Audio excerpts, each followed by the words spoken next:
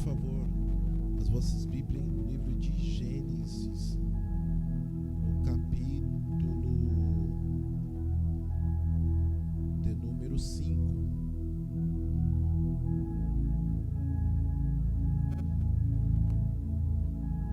Capítulo de número 5, a partir do versículo 28.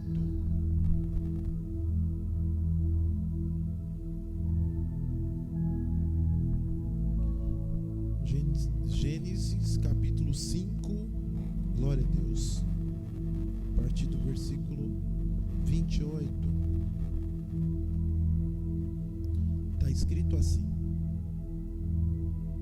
E viveu Lameque 182 anos e gerou um filho, e o chamou seu nome Noé, dizendo: Este nos consolará acerca das nossas obras e do trabalho de nossas mãos, por causa da terra que o Senhor amaldiçoou. E viveu Lameque, depois que gerou Noé, 500 anos, 595 anos, e gerou filhos e filhas. E foram todos os dias de Lameque 777 anos, e morreu. Era Noé da idade de 500 anos, e gerou Noé Sem, Cã e Jafé. Amém?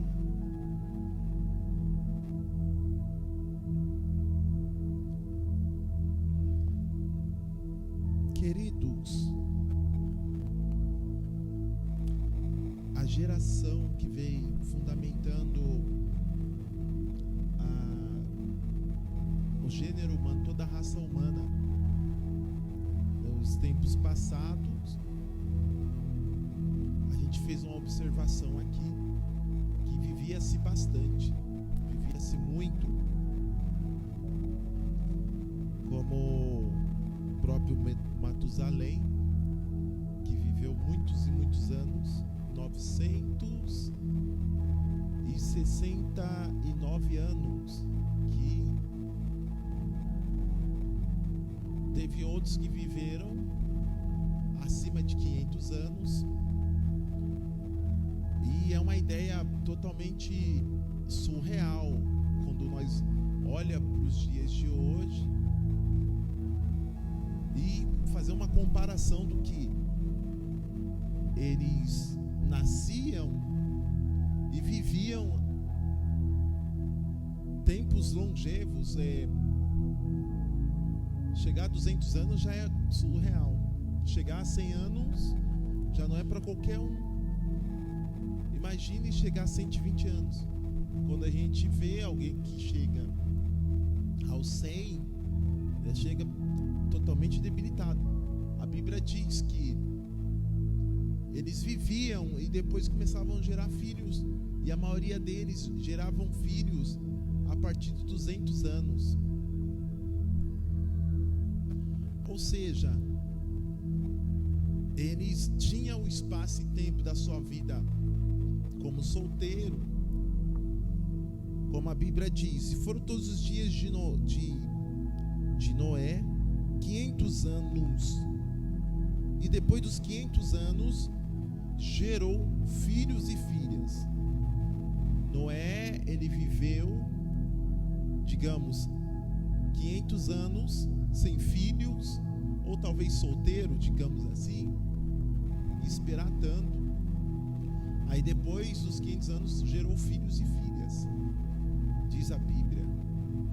Interessante que alguns querem casar tão rápido, né? Querem ter filho tão rápido. A minha mãe, por exemplo, teve o primeiro filho com 14 anos. Depois que dos 14 anos gerou filhos e filhas, aí chegou a 8 filhos. Começou tão rápido, tão cedo. Eu tenho uma irmã, os pessoal pensa que ela é minha tia. Mas interessante que eles, não sei se caberia assim dizer que eles tinham paciência. Por isso existem pessoas tão alvoroçadas para casar logo e para ter filhos logo. Ainda mais em dias tão trabalhosos como nos dias de hoje. Estive conversando com um amigo, ele já está no 3º casamento e ele tem 3 filhos. E ele teve uma grande desavença com a sua atual esposa, porque ele queria mais filhos. Eu disse: rapaz, você já tem 3 e não está com eles. Fica quietinho no seu canto. E a esposa que ele casou já tem 2. Não precisa ter mais filhos. Mas amém, né? Quem quer. Por outro lado, existem famílias que não conseguem ter um filho, mas tem gente que gera filhos. Falando muito da minha família, por exemplo, a minha irmã, ela tinha 5, engravidou de novo e ficou com 7. Imagine, tinha 5 filhos, engravidou de novo e ficou com 7. Nasceu gêmeos. E a Bíblia diz que Adão, ele tinha Caim e Abel. Adão tinha Caim e Abel, de repente nasceu 7. O filho que se chamava 7. O que se extrai desta realidade textual bíblica? Deus falando das gerações. O que está sendo dentro desse espaço e tempo de vivência desses homens. Por exemplo, morreu Lameque, e Lameque era pai de Noé. E quando a Bíblia diz que Lameque, quando nasceu Noé, disse Lameque: este nos consolará acerca de nossas obras e do trabalho de nossas mãos, por causa da terra que o Senhor o amaldiçoou. A terra estava absolutamente corrompida. Se quando a gente desce para o versículo do capítulo 6, a Bíblia diz que nesta época a terra tinha se corrompida de uma forma tremenda. Haviam gigantes, que eram os nefilins, e também a Bíblia diz que havia os filhos dos deuses. Alguns falam que esses filhos dos deuses eram anjos que habitavam nesta época na terra. E esses gigantes eram homens de renomes, referências. E eles começaram a ver que as filhas dos homens eram muito formosas. E houve uma grande corrupção entre a terra. O pecado aumentou. E era uma geração de gente desconsolada, totalmente desconsolada. Aí nós falamos assim das gerações, pois a Bíblia diz que Noé, ele nasceu para consolar. A geração de Noé, daí por diante, era a geração do consolo. E a corrupção era muito grande, que isso fez com que Deus dissesse assim, como está escrito no capítulo 6, no versículo 3.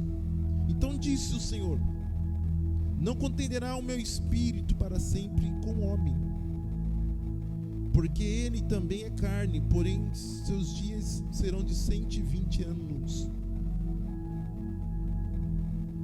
E a Bíblia diz que Deus, ele se arrependeu de ter feito o homem. Aí você vai ler o versículo 5. Viu o Senhor que a maldade do homem se multiplicava sobre a terra, e que todo o seu coração e seus pensamentos, e toda a imaginação dos pensamentos do seu coração era só má continuamente. Então arrependeu-se o Senhor de haver feito o homem sobre a terra, e pesou-lhe em seu coração. Uma geração que estava ligada à a corrupção e que se tornou uma geração desconsolada. E o interessante é que a Bíblia diz que o Espírito de Deus, ele é o Consolador, aonde ele traz a sua nomenclatura, o seu ofício, o seu trabalhar, cujo Senhor Jesus disse, ele é o Consolador, porque tratava-se de uma geração que necessitava de consolo. E Noé também traz essa figura de quem iria trazer uma geração de consolo. E quando nós olhamos diante dos grandes pensadores e filósofos e começa a olhar a humanidade nos últimos 100 anos, fala-se de pelo menos 3 gerações: a geração X, a geração Y e a geração Z. Diz os teóricos que a geração X são aqueles que nasceram nos meados dos anos 40 até os anos 70, que é uma geração que aprendeu a lidar com as adversidades e os contratempos da vida. São aquela geração que foi criada debaixo de dificuldades, mas eram pessoas que tinham a capacidade de lidar com situações adversas. Uma geração que não teve tantos mecanismos fáceis, acessibilidade a condições melhores de vida.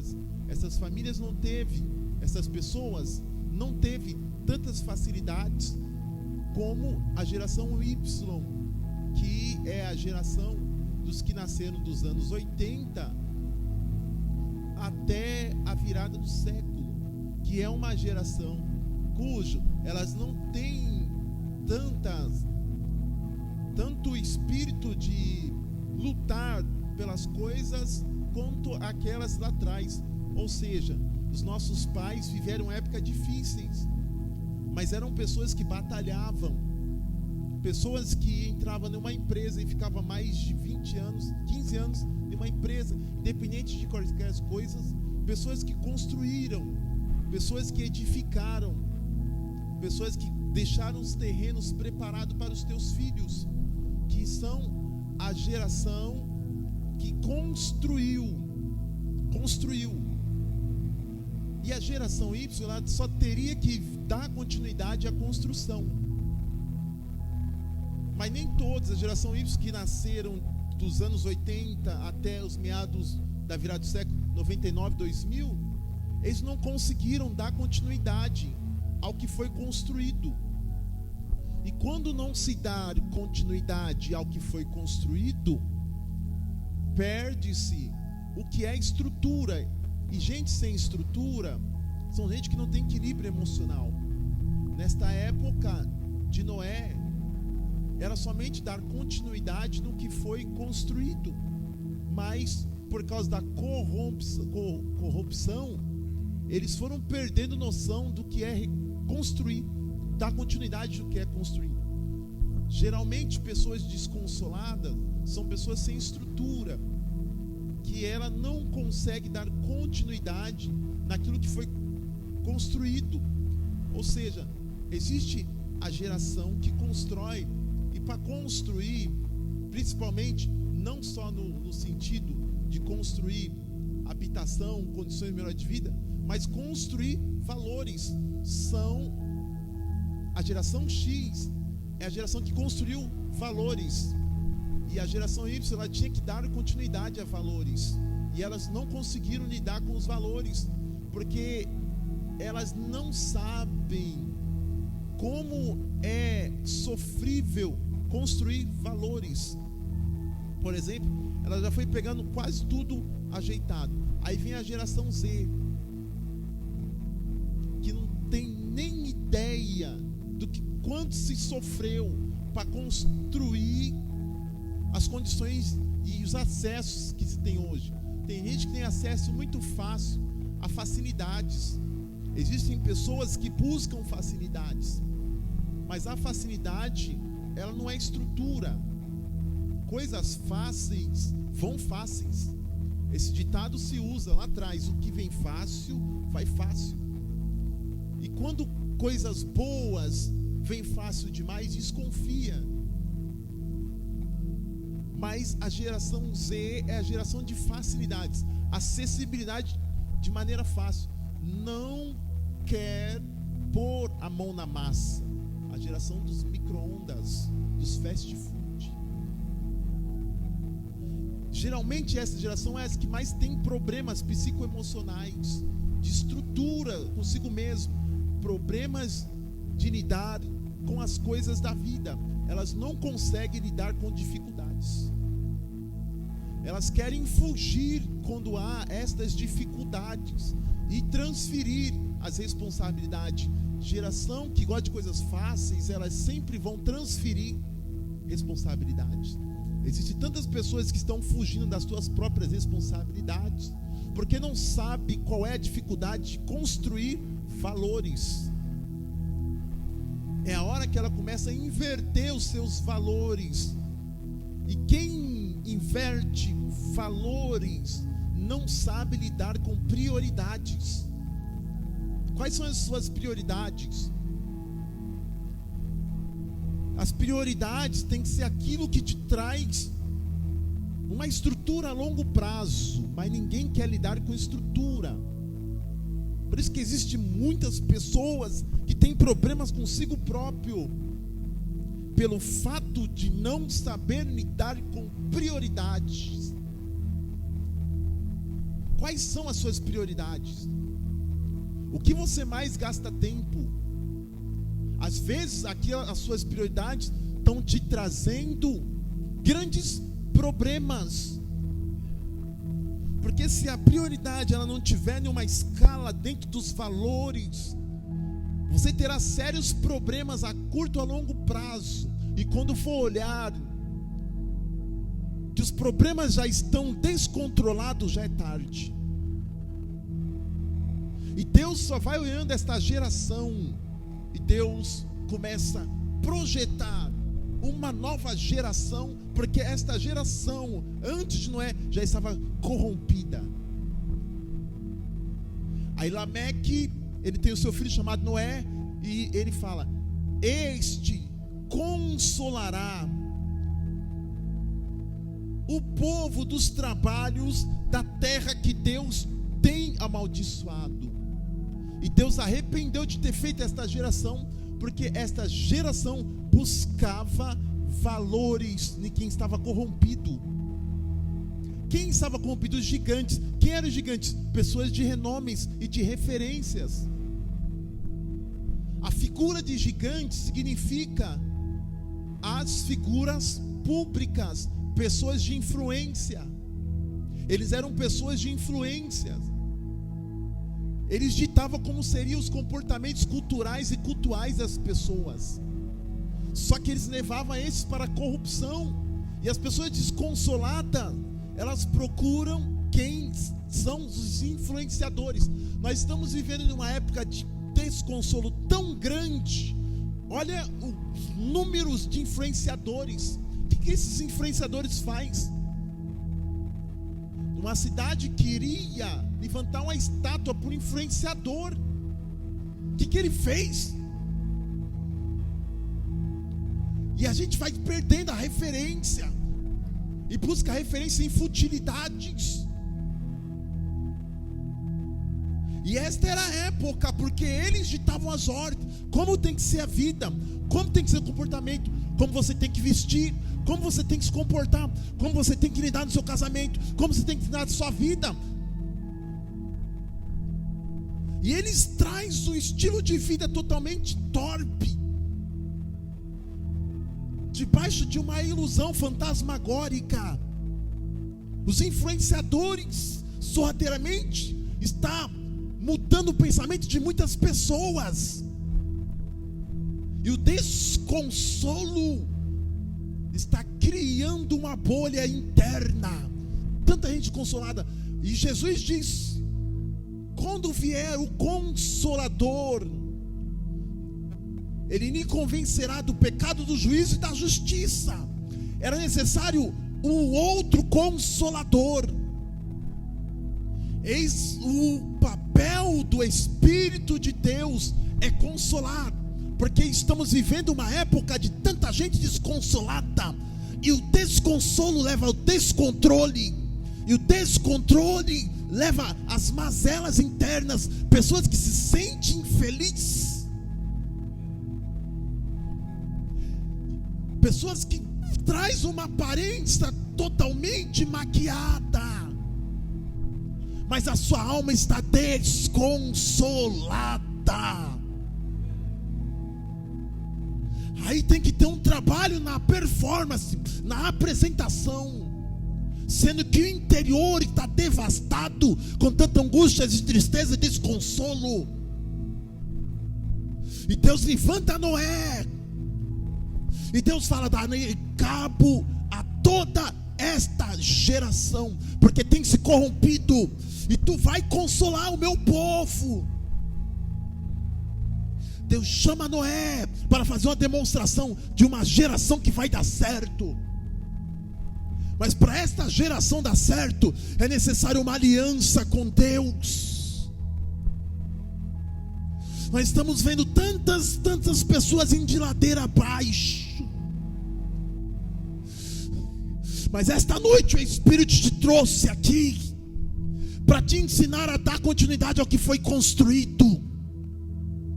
Os valores não podem ser invertidos. Existe diferença em gerações. E que tipo de legado você vai deixar para a próxima geração? Se você está carregando o que foi construído, e você está dando continuidade ao que foi construído, e que o próximo dará continuidade ao que você deu continuidade. Deus nessa noite quer trabalhar no interior, porque pessoas que têm valores, ela nunca abrirá a mão daquilo que Deus coloca diante de ti. Deus está sempre colocando coisas boas diante do nosso caminho, mas a falta de visibilidade espiritual não deixa nós entender que as coisas de Deus é boa, perfeita e agradável. Por um lado, as almas e as pessoas estavam chorando internamente, mas por outro lado, ela queria afogar as tuas mágoas na corrupção, no erro. Existem pessoas que ela não quer abandonar o erro, porque o erro traz a sensação de prazer. Elas queriam fugir das tuas mazelas, das suas dores internas, dos teus fantasmas, das tuas injúrias, das tuas feridas internas, e a maneira que elas viam, elas se corromper. Vamos mergulhar nas situações deploráveis, vamos mergulhar no prazer, vamos mergulhar nas ilusões. Pelo menos nisso nós temos uma fuga para fugir das nossas dores. Mas não é desta forma que o Espírito Santo faz. Ele consola trazendo a alegria dos céus. Ele consola trazendo a alegria do alto. O Espírito de Deus não ilude ninguém. O Espírito de Deus não engana ninguém. Enquanto nós estamos enganados pelas nossas emoções, que levam-nos a ladeiras abaixo, o Espírito quer trabalhar no nosso interior, que nos leva no autoestima para cima. Enquanto as nossas apetites quer levar nós cada vez mais para baixo, Deus quer te levar mais para o alto, para cima. Ele quer te dar força, Ele quer te alegrar, Ele quer te consolar, Ele quer te confortar, Ele quer te curar, te restaurar, te renovar, te fortalecer. Ele não quer ver você de cabeça baixo, triste, com semblante decaído. Ele quer ver você com o coração alegre, com seu rosto formoso. Mas é pela glória, pela glória, pela glória. Aí Deus olha o coração de Noé. Este sim ter um coração puro. E Deus achou graça em Noé. E Deus diz: darei cabo a toda a raça humana, e só tu e tua família eu vou guardar.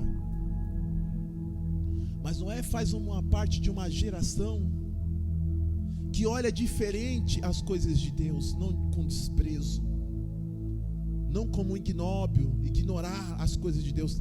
Tem tanta gente que ignora o que Deus fala e o que Deus faz.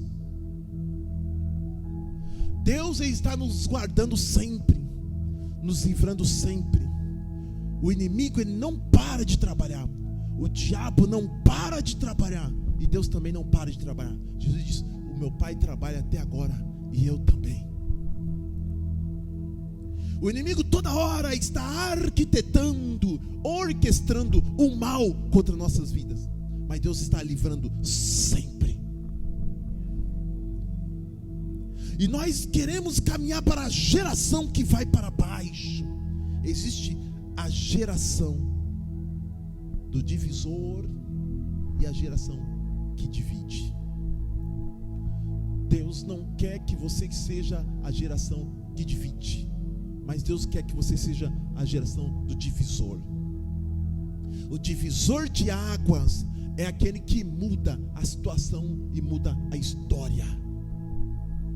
Noé veio como a geração do divisor, enquanto as outras gerações era a geração que dividia. Divisão. Tem gente que vem para fazer divisão, mas tem gente que vem para ser o divisor. Quem divide cria contenda, quem divide cria confusão, quem divide vive debaixo de barracos, de escândalos e de gritaria. Mas o divisor, ele vai construindo. Deus vai fazer você construir a sua própria história. Deus vai fazer você construir os teus próprios caminhos. Deus tem aliança para você. As águas do dilúvio vai subir, mas você vai estar resguardado. Tem geração que vai fazer morrer tantas coisas na tua vida, mas tem a geração que vai fazer viver tantas coisas em sua vida. A geração que construi faz reviver e viver, mas a geração que destrói, ela faz morrer. Deus não chamou você para ser a geração que destrói. Deus chamou você para a geração que constrói. A geração que destrói é a geração de herdeiro. A geração que constrói é a geração de sucessor. Há uma grande diferença de herdeiro e de sucessor. O sucessor, ele dá continuidade. O herdeiro, ele separa tudo, desvaloriza tudo que foi deixado. Herança é uma coisa tão complicada. O ser humano não foi feito para lidar com heranças daqui da terra. Veja, por exemplo, o pai morre, deixa uma grande terra, os filhos não sabem o que fazer. Eu conhecia um grande empresário, comerciante, tinha 4 supermercados, 3 magnânicos depósitos de materiais de construção. Ele lutou tanto, ele vendia bananas na rua e foi crescendo, abriu o supermercado, abriu o depósito, tinha tantas maquinárias. Ele lutou tanto, ele morreu. Deixou tantas heranças, em menos de 6 meses os mercados fecharam, faliram, os depósitos fecharam, faliram, e os filhos perderam as casas. A herança da terra, nem todo ser humano consegue lidar com as heranças da terra. O pai morre e deixa a casa, os filhos já querem fazer inventários, já vem as brigas, as divisões. filho contra filho, irmão contra irmão, por causa de herança. Quer vender e dividir as partes, vende-se e vai morar de aluguel. O pai demorou, e ninguém sabe o tanto que ele se esforçou para comprar esse pedaço de chão, e depois os filhos se degradeiam por causa da herança. Mas agora, quando dá continuidade, se valoriza os legados que foi deixado. Deus chama herdeiro para as coisas dos céus, porque herdeiro para as coisas dos céus só toma posse no grande dia. Não vai ter briga lá, não vai ter divisão, e ninguém vai vender nada. Mas Deus não quer levantar herdeiros aqui na terra. Deus quer levantar sucessores. Sucessores. Nem Salomão conseguiu ser sucessor. Ele era herdeiro. Ele teve tanta riqueza, mas ele não conseguiu dar continuidade ao legado de Davi. Aí a Bíblia diz que vem o seu filho Roboão. Roboão, ele começa a reinar. Aí o povo se reúne. A Bíblia diz que o povo se reúne para o grande conclave. E a Bíblia diz que o reinado de Salomão era reinado, ele enriqueceu, mas ele oprimia. Trabalhos forçados. Foi um regime escravicista. A Bíblia diz que Salomão oprimia o povo a trabalhos forçados. Tudo que ele construiu foi debaixo de trabalhos forçados. Davi nunca precisou forçar ninguém. O povo trabalhava para Davi com a voluntariedade, porque Davi, ele era um homem que tinha o Espírito de Deus. Quem tem o Espírito de Deus não oprime ninguém. Salomão construiu cidades debaixo de trabalhos forçados, oprimiu o povo, oprimiu os trabalhadores, trabalhos de condições análogas de escravidão. Ele chegou a ser o homem mais rico? Sim, chegou. Ele não precisava disso, porque Deus já tinha falado que ele ia ser rico. Ele não precisava oprimir ninguém, mas ele oprimiu.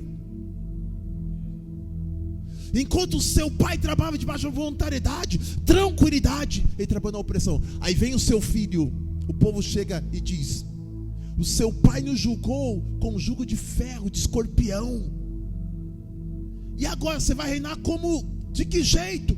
Alivia o nosso jugo. Falou para o filho de Salomão, Roboão: alivia o nosso jugo. Aí a Bíblia diz que ele foi pedir conselhos para os anciões. E os anciões falaram para Roboão: Roboão, se você quer continuar tranquilo, dá continuidade.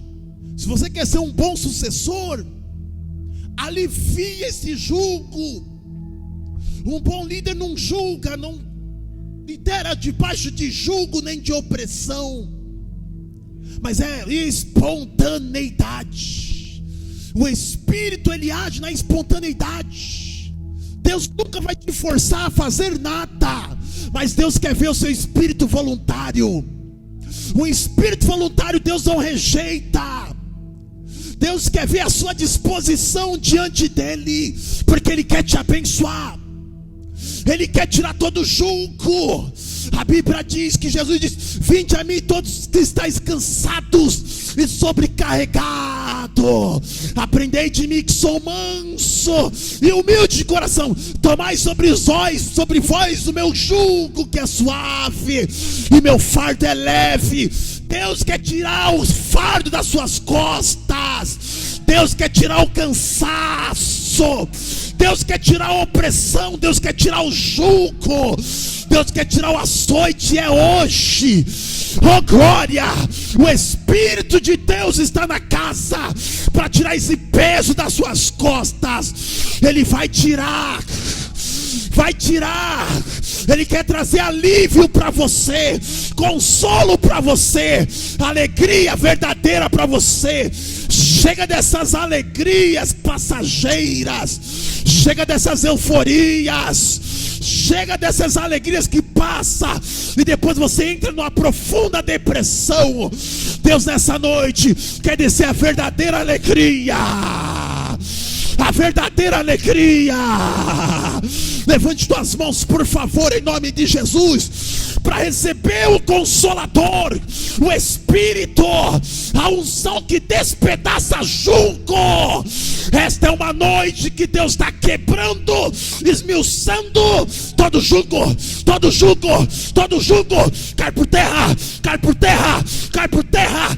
E receba o consolo do Espírito, o renovo do Espírito, a unção do Espírito, em nome de Jesus. Alabacantalai, Shuriandalabacantalai. Deus vai fazer de você uma geração que constrói, uma geração de legado, uma geração transformadora. As suas histórias serão histórias e históricos que glorificam o nome do Senhor. Deus vai fazer de você um baluarte, um estandarte de vitória. Oh, glória a Deus. Ele não vai deixar você se autodestruir. A autodestruição pelos processos da vida, não. Ele nesta noite está descendo sobre você, te dando uma diretriz para que você não destrói o que já foi construído.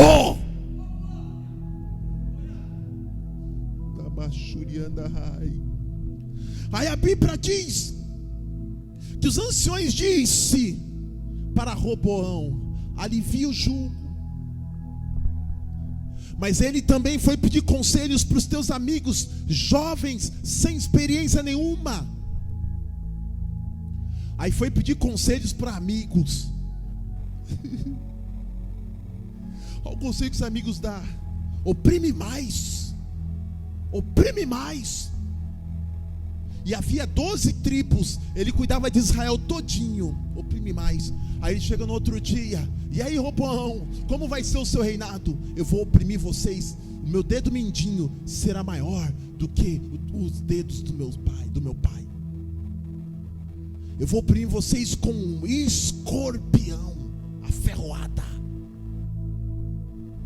Aí estava lá Jeroboão, filho de Nebate, e ele diz: isso não é justo, que parte temos com Davi? E a Bíblia diz que por causa disso ele atendeu conselhos de amigos que não sabem lidar com valores.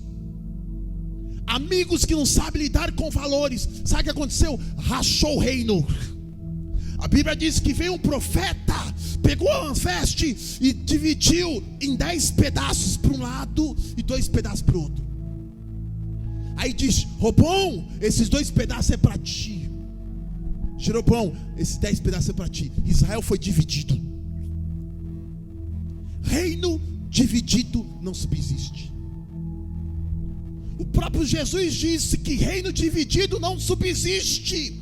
Uma casa dividida não fica de pé. Uma família dividida não vai muito longe. É sinônimo de destruição. Família dividida é ruína, é falência. Se há divisão dentro da própria casa, a casa vai desmoronar. A divisão é a erva daninha plantada pelo diabo. Se não houver um consenso, Deus está falando nessa noite, dentro do âmbito familiar, a casa vai desmoronar. Mas o Espírito vem para colocar unidade.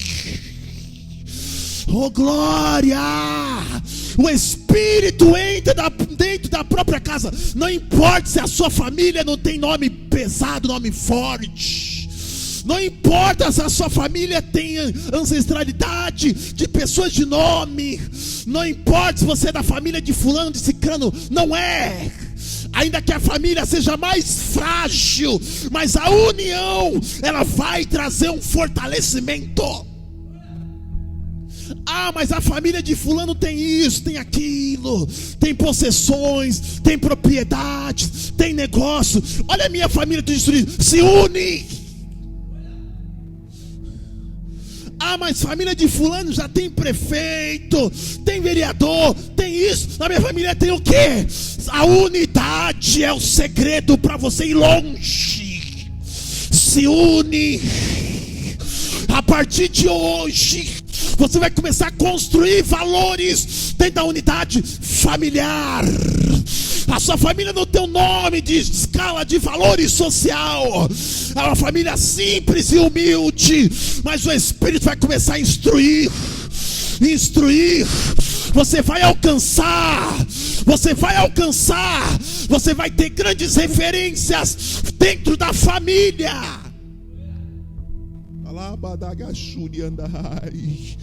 É hoje que o Espírito de Deus vai começar a trabalhar dentro da sua casa, dentro da sua família. É lá que Ele vai operar, é lá que Ele vai agir,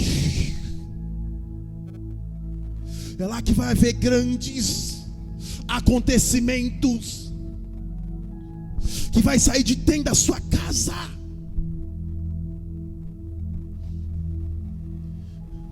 Eu conheci uma família que eles moravam na beira do brejo. Toda vez que chovia, a casa enchia. Era uma luta, os vizinhos se reuniam para tirar os móveis que poderiam ser reutilizados. Eles choravam. Chegava de noite, a família se unia para chorar junto. E toda vez que chovia, vinha aquela enxurrada, derrubava o barraquinho, mas eles se uniram. Era a família mais pobre que tinha da rua, mas eles se uniram. Chegou um tempo, a unidade foi tão grande, eles compraram uma nova casa, em um lugar tão tranquilo, tão confortável. Eles saíram do barraco de madeira. Chegou lá, um dos filhos foi crescendo, outra estudou, outra teve isso, teve aquilo. Hoje tem filhos desta família que tem 3 casas, apartamentos e tudo mais. Eles se uniram, chorando, se uniram, comendo um arroz com feijão, se uniram. A unidade, ela promove o agir de Deus. Eu não sei que estado está a tua família, mas a partir de hoje, dentro da sua casa, o Espírito de Deus vai entrar lá. Ele vai consolar, Ele vai agir, Ele vai trabalhar lá. Deus está fazendo um grande monumento dentro da sua casa. Há uma glória forte aqui hoje. Aqui não precisa de família real. Aqui não precisa de família de dinastia. Só precisa de alguém na família que mantém os legados, que continua construindo e continua dando continuidade. Deus quer levantar sucessores. Aleluia. Às vezes Deus tem que mudar o seu caminho. Às vezes Deus tem que mudar as suas companhias, que as más conversações corrompem os bons costumes. Às vezes Deus tem que te afastar de tanta gente ruim. Às vezes Deus tem que trabalhar de uma forma diferente, mudar os caminhos que você passa, as pessoas com quem você convive. Porque se não fazer isso, você não muda o seu trajeto. E às vezes Deus te tira de um lugar e te coloca em outro. Chegou um dos dias, eu particularmente, rodeado de amigos, rodeados, tantos amigos. Aí Deus me traz para um lugar, ainda eu vou morar na entrada do bairro. A acordo, dou de cara, só mato. E teve um dia que eu fiquei o dia inteiro lá, e eu lembrando, Senhor, eu nunca tive esse estilo de vida. Todos os dias rodeados de amigos e de pessoas, Senhor. Aqui eu não tenho um amigo para conversar, para sair. Eu não parava em casa. Era sempre com amigos para tratando de coisas, de assuntos. Ainda mais a grande capital. Aí um dia eu acordei e fiquei umas 2 horas olhando para o mato e falei, Senhor, o que é isso? Eu estou me sentindo isolado. Aí Deus fala no meu coração, eu tive que te isolar. Você não viu o tanto de prejuízos que você teve em volta com amigos? Você não viu o tanto que você perdeu? O que eles te fizeram? Eu tive que te tirar de lá, porque você por si não iria se afastar deles, então eu te afastei.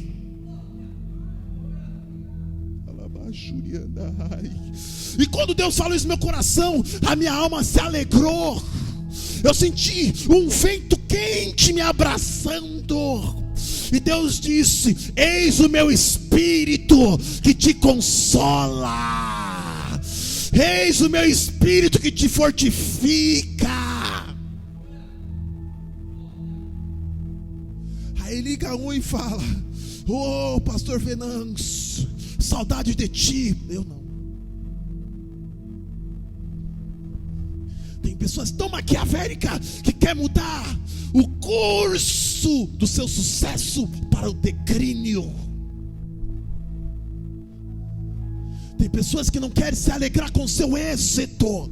Deus, Ele tira longe da sua vida ou te leva para longe, mas perto deles, não.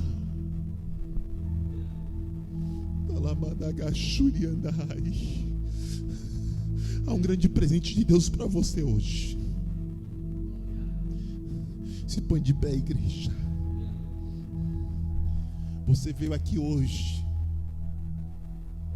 para ser abençoado, para ser abençoada. Deus vai começar a construir monumentos na sua vida.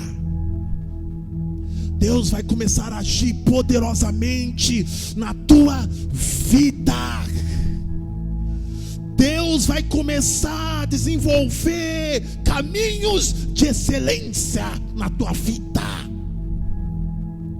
Deus vai começar a agir poderosamente. O Espírito de Deus te dará sabedoria, entendimento, conhecimento, capacidade. Hoje Ele está te dando o norte, abrindo os teus olhos, abrindo tua visão, te dando inteligência. O conhecimento de Deus desce sobre ti. A unção que desce sobre você vai fazer você construir e dar continuidade no que foi construído. O Espírito te consola, tira a tristeza, tira a angústia.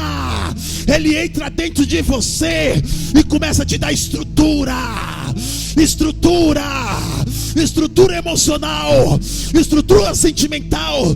Chega de ficar preso a sentimentos passados, chega de ficar preso a frustrações passadas, a tantas e tantas decepções passadas. Hoje o Espírito está tirando essas marcas que te impedem de ir mais além, e Ele nesta noite começa a te levar mais avante para você construir legados, monumentos, histórias. Em nome de Jesus, levante suas mãos para receber. Alabacanta lá, xerianda alabacanta lá. É uma noite de você receber. Senhor, meu Deus e meu Pai, em nome de Jesus, Senhor, o Teu Espírito está aqui, a Tua glória está aqui, a Tua virtude está aqui, Pai. É hora do consolo, meu Pai, é hora da restauração. Em nome de Jesus, recebe nesta noite. Recebe o agir do Espírito. Recebe o teu consolo. Ele colhe tuas lágrimas. Ele vê os teus sussurros. Ele te assiste nas fraquezas. Ele clama: Abba, Pai, com gemidos inexprimíveis. Ele geme, ele clama, ele intercede por ti nas horas mais difíceis, nas agonias, nas tristezas profundas, nas angústias, nas aflições. Ele te sonda e ele começa a te dar estrutura, te dá estrutura. Enche do Espírito Santo nesta noite e deixa ele te alegrar, te fortalecer. Labacanta lá de Ashirianda Rai. Ele trabalha na tua mente, na tua alma, no teu interior. Ele trabalha nos teus passos, os passos do homem bom, da mulher boa, é confirmado pelo Senhor. Ele direita no teu caminho, ainda que caia, não ficará prostrado, porque o Senhor está sustentando com tuas mãos. As tuas mãos estão estendidas aqui.